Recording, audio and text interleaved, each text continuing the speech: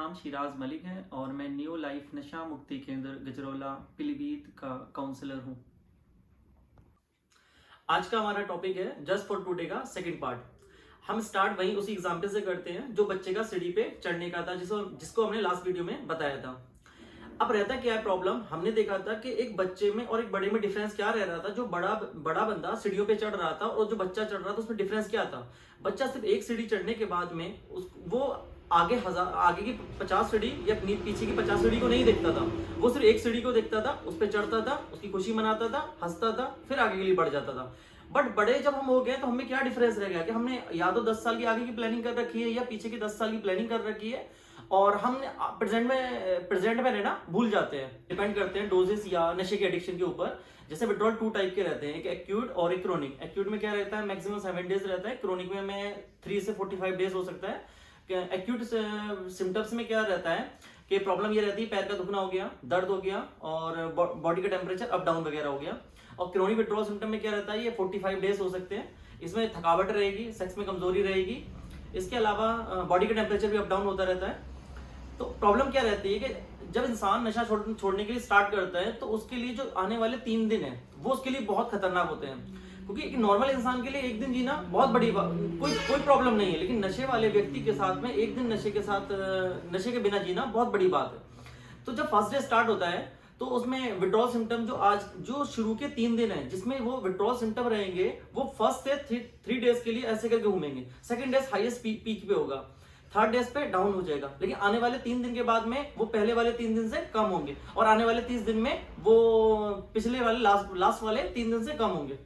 तो नॉर्मल जो सिम्टम्स होते हैं, विड्रॉल सिम्टम रहते हैं, वो क्या रहते हैं, वोमिटिंग हो गई, चिंता होना हो गया, घबराहट हो गई, बॉडी का टेम्परेचर अप डाउन हो गया, नींद नहीं आना और मसल्स का क्रैम्प्स होना, इसके अलावा लूज मोशन हो गए।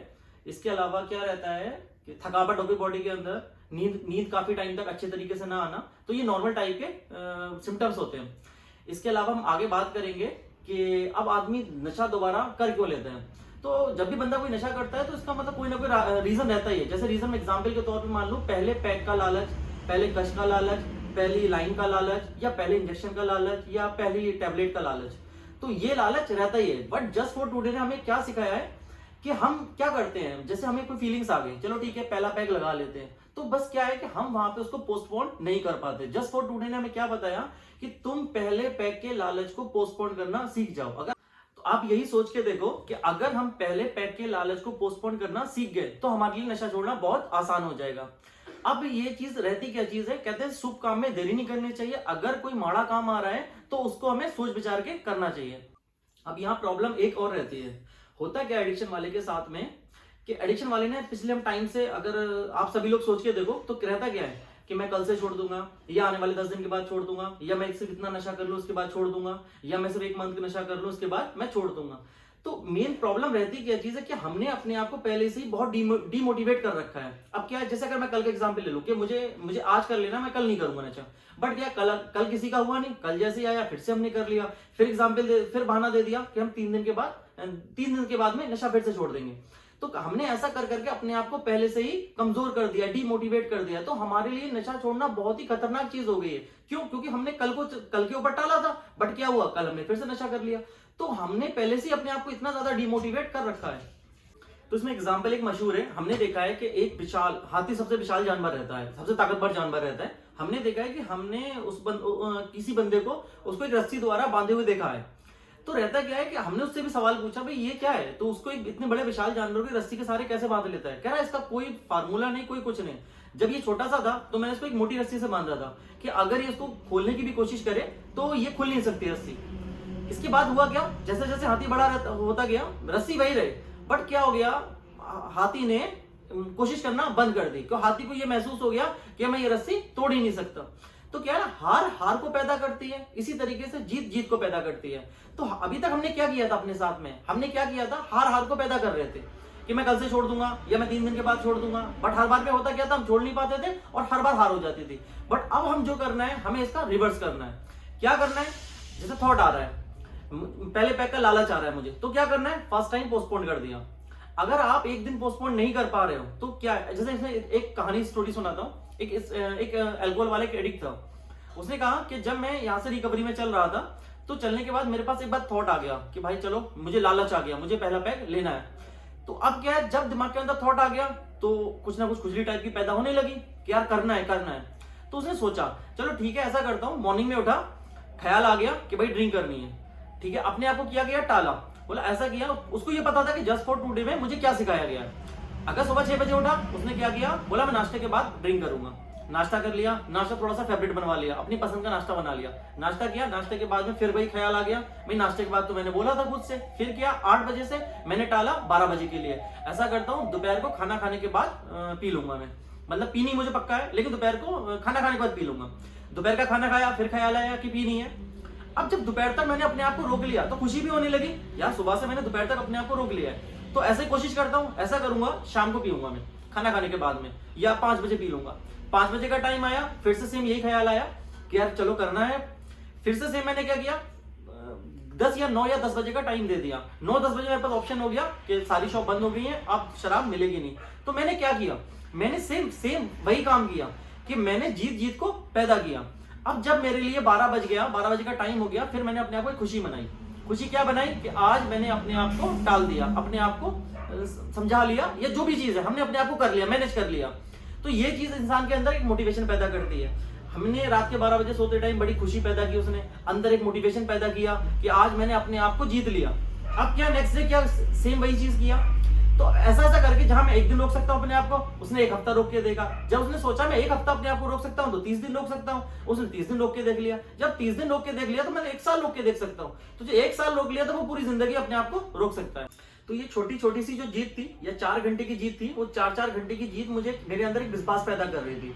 इसका एग्जाम्पल आप ले लो, जब बच्चे को हम चलना सिखाते हैं, हम क्या करते हैं, ऐसा तो है नहीं डायरेक्ट क्या करता है माँ बाप, पापा इधर, फादर इधर खड़े हो जाते हैं, मदर इधर खड़ी हो जाती है, बच्चे को चलना वहां से स्टार्ट कराते हैं। जब वो पहला कदम बच्चे को जैसे छोड़ती है माँ, पापा की तरफ को बच्चा बढ़ता है, तो हम देखते हैं पहले दूसरे कदम के आगे ही पापा खड़े हुए हैं, उन्होंने जैसे 1-2 कदम छोड़ा उसको पकड़ लिया।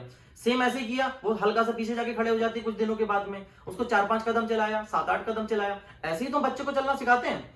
तो इसमें सेम ऐसा एग्जाम्पल एक आप और मान लो, आप कुश्ती में गए। अब मैंने कुश्ती में देखा जाते ही एक जो समझदार उसका जो ट्रेनर होगा तो क्या करेगा, पहले दिन तो ऐसा है नहीं तो मैं वो चैंपियन से लड़ा देगा। अगर आपको चैंपियन से लड़ा दिया तो आप हार गए, आप तो डिमोटिवेट हो जाओगे, मुझसे कुछ हो नहीं सकता। तो अगर समझदार होगा तो वो क्या करेगा, फर्स्ट डे आपको लड़ना सिखाएगा, किस चीज से, एक बड़े अनपढ़ या अनाड़ी से, कि जिससे आप आसानी से जीत जाओ। क्यों, अगर आप जीतोगे तभी तो मोटिवेशन आपके अंदर आएगा। तो जीत को पैदा करती है, हार को पैदा करती है। एक थॉट है, नो पेन नो गेन। रहता है एग्जाम्पल के तौर पे आप एक जिम को मान लो, जो जिम फर्स्ट डे हम जिम जाते हैं तो क्या रहता है, फर्स्ट डे अगर हम बॉडी में एक्सरसाइज करते हैं तो सेकंड डे हमने देखा बॉडी के अंदर बहुत दर्द होता है, बहुत तकलीफ होती है। बट ये टाइम टू टाइम तकलीफ कैसी रहती है, एक टाइम के बाद ऐसा आ जाता है कि जो बंदा रहता है वो उस तकलीफ को एंजॉय करने लगता है, आईने में देखने लगता है अपने आप को कि मैं कितना अच्छा होने लगा, या मेरी बॉडी कितनी अच्छी होने लगी। तो उसने क्या किया, ट्रेनर ने, वो उस बंदे ने क्या किया, अपनी तकलीफ को एंजॉय करना सीख लिया। सेम इसी तरीके से हमें काम करना है। जो हमारी शुरुआत की तकलीफ है, जैसी की तकलीफ है, हमें उस तकलीफ को क्या करना है, एक तकलीफ को हमें एंजॉय करना है। जो शुरुआत के 3 दिन है, या मैक्सिमम 7 डेज है, या 15 दिन है, तो हमें हर दिन को क्या करना है, एंजॉय करना है। अब जो जिम वाला ने एग्जाम्पल लिया था, आपने जिम वाले बंदे को देखा होगा, ऐसा तो है नहीं ना कि उसको लाइफ टाइम दर्द होने लगता है, ऐसा नहीं है ना, डेली दर्द होता है, लेकिन कुछ टाइम के बाद वो दर्द खत्म हो जाता है। लेकिन शुरुआत में हमें उसने क्या किया होता है, उसने दर्द को एंजॉय किया होता है। सेम उसी तरीके से हमें करना है कि हमें लाइफ टाइम नहीं वो दर्द होगा, हमें शुरू के कुछ टाइम दर्द होगा, बट हमें उस दर्द का एंजॉय करना है।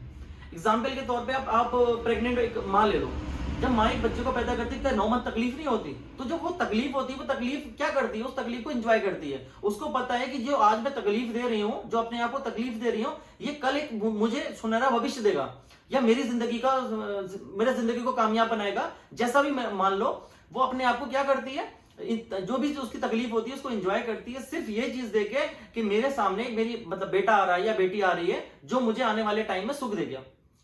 अब इसमें एक एग्जाम्पल और है, हमने देखा है बौद्ध धर्म में, हमने देखा है कि जो लोग सन्यासी बनते हैं उसमें, तो उनके सर पे बाल नहीं होते। तो ये चीज है कि अगर पूछा जाए बाल क्यों नहीं होते, तो वो क्या करते हैं, हर एक बाल को अपने आप ही अपने हाथ से उखाड़ फेंकते हैं, किसी भी चीज से या हाथ से। तो उनसे पूछा गया इसकी वजह क्या रहती है, वो करते क्या है। तो जब हमारे हाथ में हल्की सी चोट लग जाए तो बड़ा तकलीफ होती है, अगर बाल को खेड़ा जाए बहुत तकलीफ होती है। तो अब तो वो सारे के सारे बालों को खेड़ लेते हैं। वो करते क्या है, जब पहला बाल पकड़ते हैं तो पहला बाल उखेड़ते टाइम वो एक बात बोलते हैं कि आज दुख है कल सुख है। ये उनकी कहावत है, वो हर बाल उखेड़ते टाइम ये बात बोलते हैं, आज सुख है कल दुख है। तो सेम इसी तरीके से कि आज हमारा जो पेन है, जो दुख है, वो कल सुख में जाके बदल जाएगा, लेकिन कुछ टाइम के बाद। तो कुछ टाइम वो जो है टाइम है, उस तकलीफ को हमें एंजॉय करना है।